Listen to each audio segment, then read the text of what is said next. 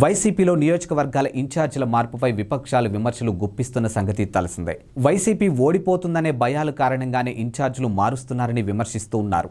ఈ నేపథ్యంలో మంత్రి బొత్స సత్యనారాయణ మాట్లాడుతూ టీడీపీకి కౌంటర్ ఇచ్చారు. మార్పులు అనేవి ప్రతి పార్టీలో జరిగే ప్రక్రియ అని ఆయన పేర్కొన్నారు.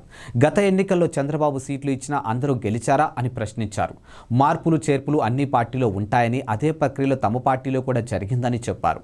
కుప్పంలోనే గెలుస్తానని నమ్మకం చంద్రబాబుకు లేదని, అందుకే 2 చోట్ల పోటీ చేయాలనుకుంటున్నారని బొత్స ఎద్దేవా చేశారు.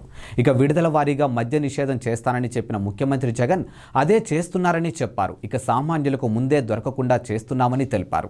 మద్యం విషయంలో ప్రజల్లో పరివర్తనం తెస్తున్నామని తెలిపారు. ఇక అంగన్వాడీలు ఆందోళన విరమించాలని సూచించారు. తుఫాను కారణంగా జరిగిన పంట నష్టంపై చంద్రబాబు నోటికి వచ్చినట్టు మాట్లాడుతున్నారని బొత్స మండిపడ్డారు. ఇక వర్షం తగ్గాక పంట నష్టంపై అంచనా వేస్తారని తెలిపారు. రంగు మారిన ధాన్యాన్ని కూడా కొనాలని ముఖ్యమంత్రిని సూచించారని చెప్పారు. ఇక ప్రజలకు అండగా ఉన్నది వైసీపీ అని, వచ్చే ఎన్నికల్లో టీడీపీ తుడిచిపెట్టుకుపోవడం ఖాయమని జోస్యము చెప్పారు.